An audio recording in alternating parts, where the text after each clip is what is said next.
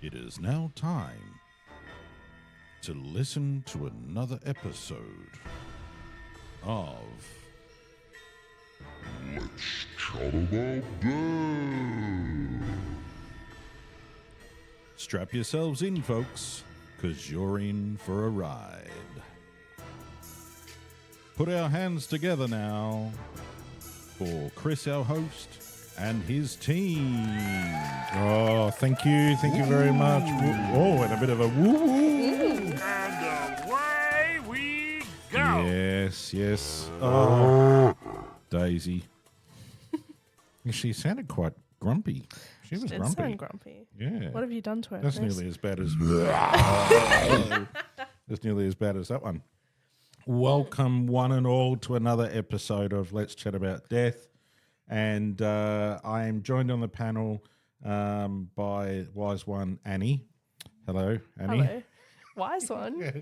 She's looking at me like, oh my God, I'm wise? That's the nicest thing Yeah, I anyone's know. ever said That was to me. nice. That was nice because we have to get through the podcast. That's why. Yeah. So we're going to talk today. We're going to finish off on some general questions that we didn't get to totally finish on the last podcast. So we'll go through that, but also another. Once again, I always keep bringing it up, but I've just had a big swig of Coke, and now it's like coming up to solo again. Excuse me for a minute. Oh, yeah, it's much better. We're going to talk about funeral vehicles or mortuary cars, mortuary train carriages, all of those type of things back from time. So we'll go through some of that as well. So let's start with the general questions. What do we have? So, What was that? It's like, that's how I feel at the moment. yeah, Annie has been sick. Yeah. So we feel. Just I in don't case even you have guys one of missed the, me. I don't even have a. I might have here. Aw. Move on. Yep. Yep. All right. Now, this question, which I can't answer because I've not had this situation before, but has there ever been a request that's made us feel so uncomfortable that we just can't provide a service to a family? There has been some weird, different requests, and some like placing certain items inside, like funny. How can I say it? There has been some requests for us to place people into coffins upside down with things stuck in their buttocks. Why did you say it like that? Buttocks, rather than saying bum. I don't know. But unfortunately, I've said that we've had to do it. If it was a burial, probably not so bad. Cremation's going to be a little bit odd when the cremator gets to see that the person was upside down. I don't know. I just, there's certain things like it. We keep bringing it back to dignity and respect for someone.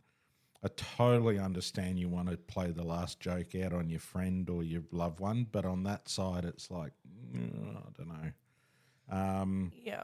So normally when we discuss it, it normally goes out the door, you know.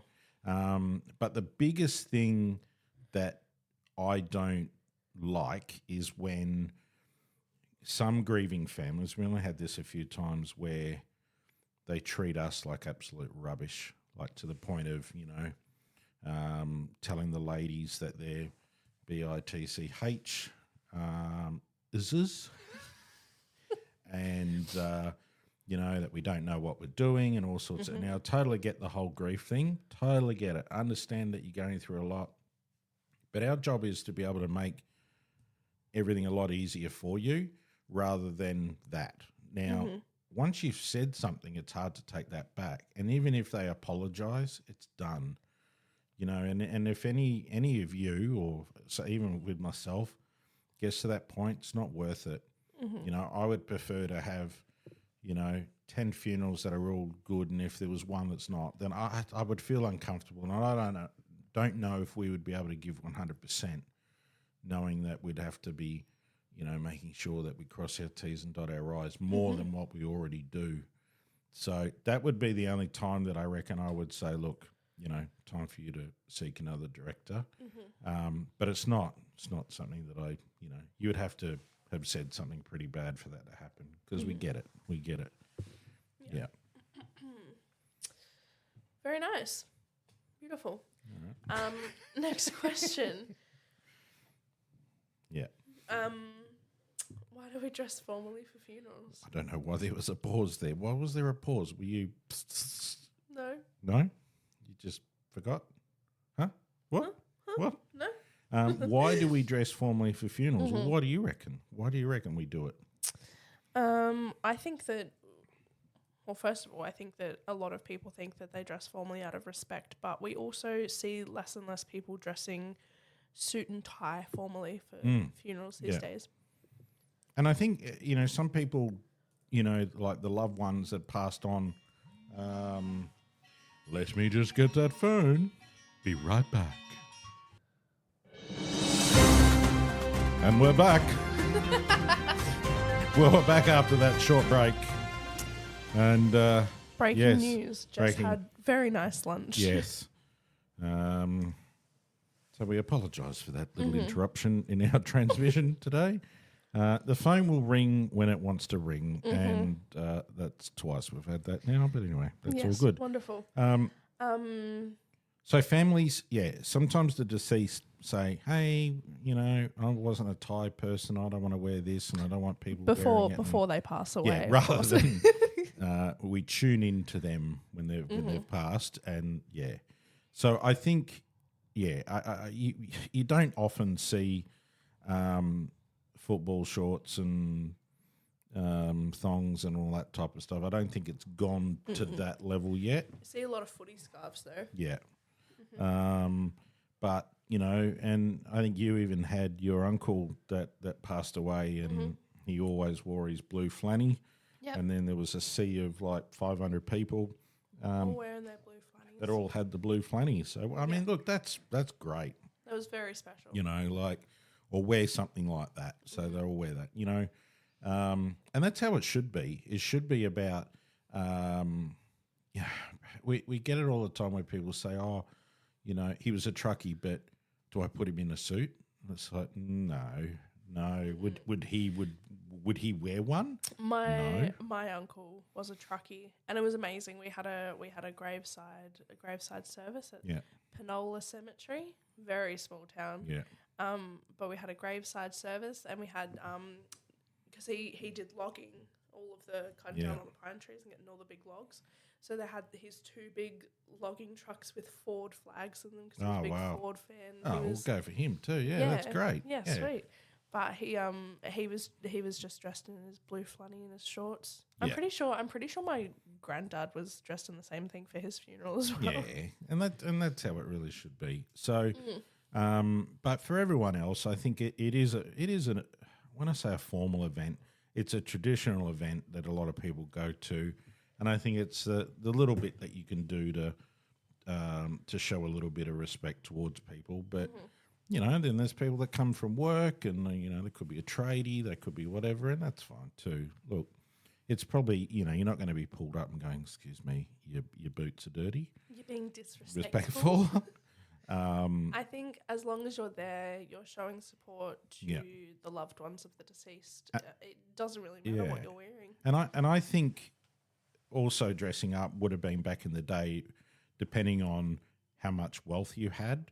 So, high end, they'd be wearing their top hat and tails and, going out with a bang. And then you had the medium or the middle, and then the low income, which just whatever thread you're wearing, you wore, And, I mean, at the end of the day, it doesn't matter how much we earn, we still go out the same.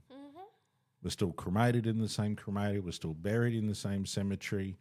The person, if you're buried beside you, might have been someone that didn't have money. The one beside you might have been a billionaire. You don't know. At the end of the day, it doesn't matter. Yeah. The other question here you had was about have we ever done any funerals with the older or uncommon religions since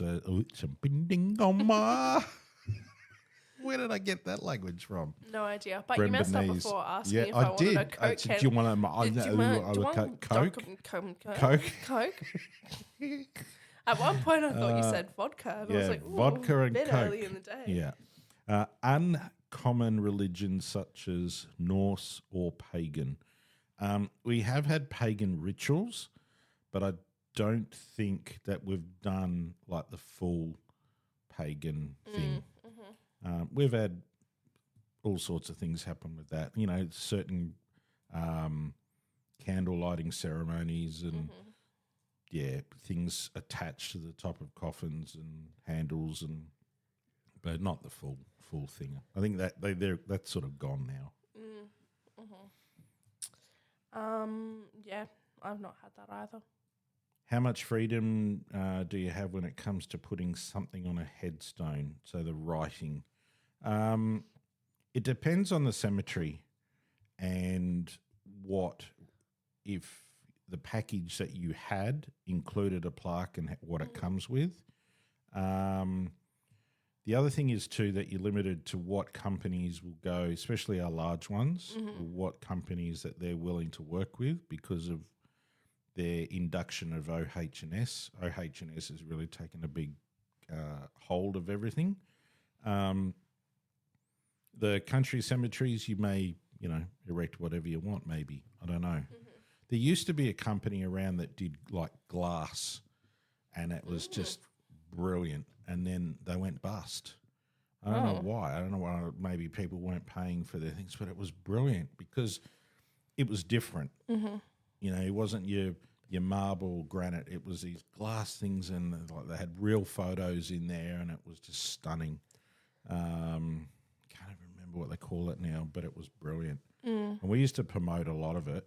But now it all comes down to, we can't even recommend certain places now because the cemeteries will stop that. And So how much freedom do you have? I think it just depends on if you've paid for something or what the monumental mason, and it all comes down to dollars. How much are you willing to spend? The more you want to spend, the more freedom you got. Which is sad for families that are struggling and they just want to do something nice, but I'm sure you still can.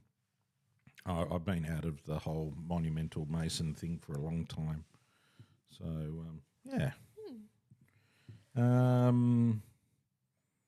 I think now we'll talk about the history of hearses, because hearses, they stem way back, because it's transport. It's how do they get a deceased from one location to another? The old days of the bring out your dead, horse and carriage, and they used to just like we said it in another episode of like the Black Plague episode. Yeah, like hard rubbish, like just someone's put Mary on top of Roger. That's don't do that. They didn't like each other. No. So. Yeah, the hearses, they come back. They come back from the Middle English word called hearse, which is hearse without the A. Yeah, without which is a type of candelabra placed on top of the coffin. That's interesting. It is very interesting. So, now I'm going to have to research a little bit about what it actually looked like. You know what it looked like? No idea. I didn't get that far. So you've done. Oh my God! I've done so half. Do the some research about what we need to. Yeah. Oh no! I've just typed all this up. Then during the 17th century, people started using the word to refer to the horse and carriage, which that's probably where I thought the word hearse came from. See, I don't know how they made the connection from the candelabra to the horse and carriage. How did that? Maybe they put the candelabra on top of the horse. They went, like one of those big look, yeah, like a hat. That the horse wears. Yeah, and that's where they got all the feathers and all that from. Yeah. That makes sense. That makes a lot of sense. Go on. Yeah. So in the earliest 20th century. Now. You know who's got the speech problem? Passed it on. Yeah. In the early 20th century, roughly around 1907, the first motorized hearse was invented, and it was actually Wow. I know, right? And it was actually invented by an undertaker. Oh, Yeah. well, yeah, that would be Yeah, good too. it wasn't wouldn't just like Ford. They were like, you know what? Let's just. It was invented Conversation by wagon on the the back. General Vehicle Company of New Zealand of New New York. Yes.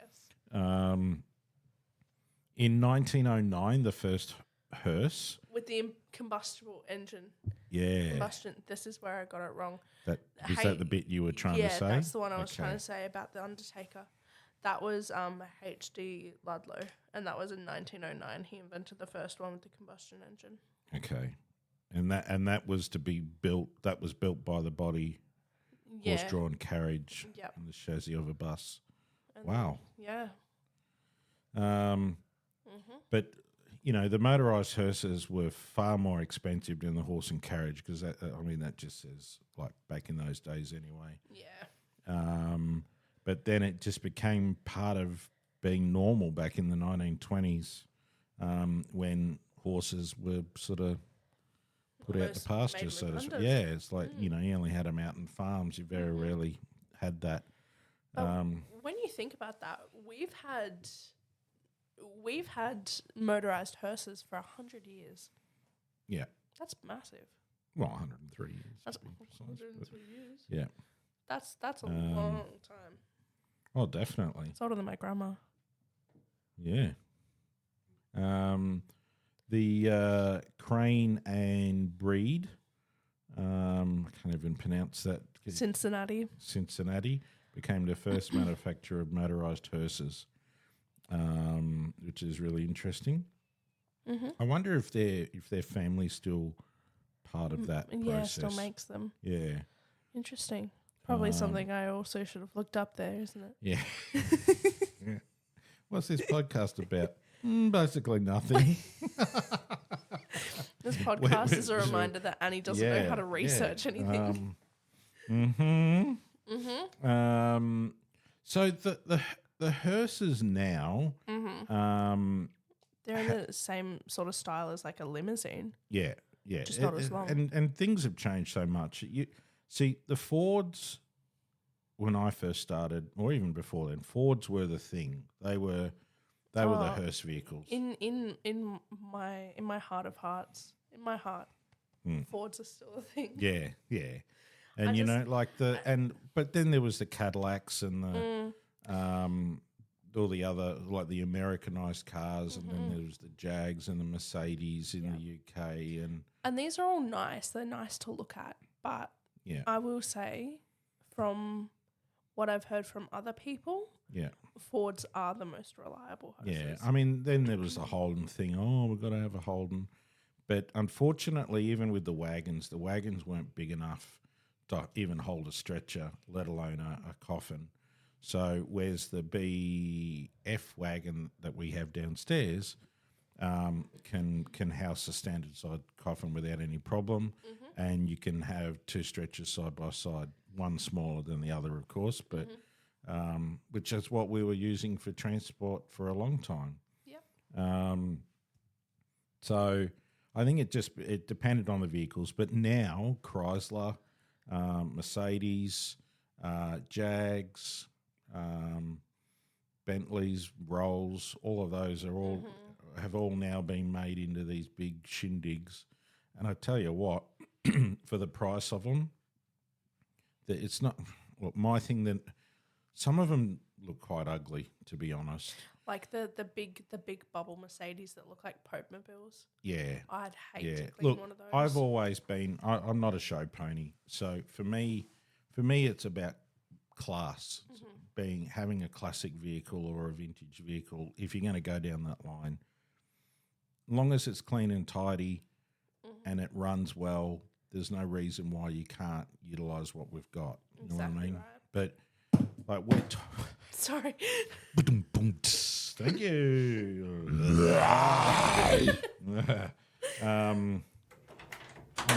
There you go. Out the door. See you, Annie. Bye.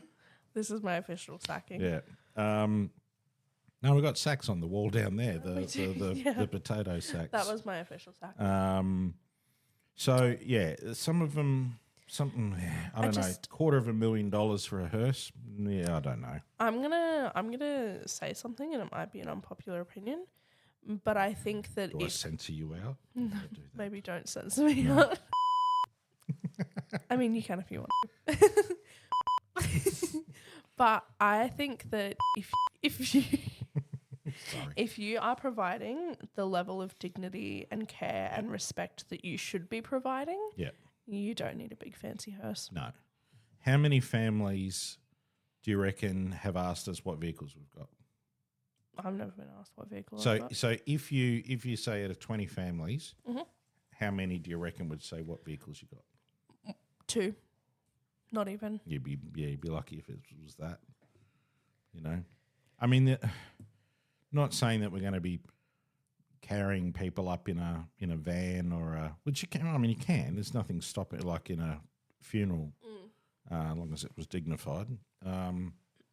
But yeah, it's only the families that, you know, like, oh, Dad was really loved Mercedes. Okay, fair enough.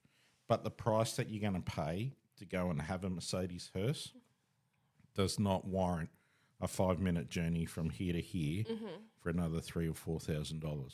Exactly right. And you're probably thinking, nah, they wouldn't do that. Oh, yeah, they do. Yeah, they got to pay their insurance. They got to pay their car loans. And so, but I even tried to get a price on what they call a budget hearse, and that was minimum $250,000 for a hearse. So cars depreciate. The cars that we have are beautiful. They're maintained, classic, and timeless. They're beautiful. So there's nothing wrong with what we've got. No. And I love all that old stuff. I'd love to have an American Cadillac. That's what I would love to have, the old school Cadillacs. But then it comes down to, is it safe for deceased to be in them, because they were the old fittings and all that on the inside, without having to revamp it all. But there's some beautiful hearses around the world. Be even nice to have a horse and carriage, but that would be pretty cool. Yeah, can't do a horse clapping. That's not a touch screen. For those who can't see, Chris I'm is just trying to scroll like an iPad on the laptop, which is not a touch screen. Okay, next we've got... Stop picking on me. Stop giving me reasons You're picking on me so much today, Annie. Yes. My apologies. Yeah, that's fine. Oh, yes. Let's talk about that. It's unclear when Australia started using motorised hearses, but it's known that we were still using the horse and carriage well into the 1900s. So even when the rest of the world was using motorised ones. Because we're Australian, mate. Because we're Australian. We just stuck to a good old horse and carriage. Yeah. They had, and you can actually still see some of these. There's one at our local cemetery at Faulkner Memorial Park, the old rail carriage, mortuary car that they had. And there's a bit of a story along with that. So if you ever want to look up something interesting, look up the railway as mortuary vehicle cars or carriage, where they used to, put all the bodies into there. They were all into separate little drawers. And then obviously they'd get to the cemetery station, and then they would unload, and then it moved on. All out. And they'd grab the bodies. And I think a lot of the time it was around the wartime as well, where there was mass of death. So there is a car, one of those carriages at Faulkner. Springvale Botanical Cemetery had one as well. There's no car there or carriage there, but there's a stone or rock that states, what it was used for, when it was used for. So that mortuary carriage was used in Melbourne between 1906 and 1939. So During and following World War One. yeah, and it was open. So that Faulkner Cemetery used to be called the New Melbourne General Cemetery, Faulkner, and that was opened in 1906 on the Somerton line. The mortuary carriage was commissioned that same year. But then the Faulkner had Faulkner had two mortuary carriages, which stopped travel between in 1939, and was sold for scrap. Wow, in 1952. Yep. But see, they wouldn't have thought back then. No, that it's like a piece that of it was history. like, oh yes, we're going to keep this. No, they were like, yeah, get rid of it. Where are you going to put that? Just put it in the shed. Yeah. Well, it's really interesting. So the article that I was reading on this, it goes on to say that I think two of the carriages, three carriages were found on a property, separate properties, one in Meredith and a couple in Romsey. Back in 1990, and they restored one of them and put them in Faulkner. So it's only been there for Not 20, 30 Yeah. years now. But yeah. Far out. But look, there was probably. I mean, different countries are going to have their own, like donkey Yeah. and probably camel, Yeah. elephant. Slip the coffin in between the humps. Yeah. Like there's probably so many different ones out there that no one would really know about, to be honest. Especially those cultures that, there was no like outside world connected to it. But there's a lot of history on transportation in the funeral industry. Yeah. We've only really scraped the surface, but genuinely. Yeah, well, we'll need to do some research, don't we? Hey. Who's picking on who now? Sorry.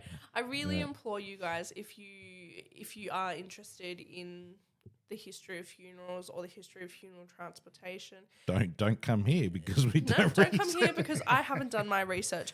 But you can do yours. Yeah. But yeah, genuinely take a trip out to Faulkner Cemetery. Interrupting me now. I've just taken a trip to Faulkner Cemetery. Beautiful. Yeah. Go. They've got. Well, I'm here. I just harped myself there. Welcome. They've got really lovely tea rooms. They do. They do a great coffee. You know what they And do? scones and jam. Oh yeah. Oh yeah. Their chicken sandwiches. Yeah. They do some of the best chicken Now sandwiches. you may have heard us on other episodes about, we always talk about catering food. Actually, that's a podcast that we haven't done. Is on catering our favourite food. catering foods. But the chicken and chive and the Amazing. This one's chicken chive and red onion. Yeah, like how do they make it? No idea. I actually found out. So they used to. I think I told all of our beautiful viewers, listeners. I mean, as well. Viewers. They're not. They're listening. Our listeners, about these. So Tally Ho Catering, they do these little sandwiches, these little chicken sandwiches. And when I worked at my old job, they used to cater for them. And every time they'd put a tray aside of sandwiches if the family didn't finish them. They'd be like, oh, we'll put them back in the office. And I'd sit there and quickly eat all the chicken ones, and then I'd take the rest back. There's slices we could die for as well. But I found a recipe. Actually, I asked one of the ladies, I said, can you ask when you go back how they make these chicken sandwiches? And she came back to me. Well, I was, when I was in my old job, we were one of her very first clients. Oh, Tally Ho. When they first opened up in Baronia. And I remember she came down, she said, oh, we're very new. It was a Greek family. Mm-hmm. Very, very, we just got to, we're doing wakes and all sorts of things. We'd really love you to try it out. Mm-hmm. I said, well, where's the samples? Oh, well, we do.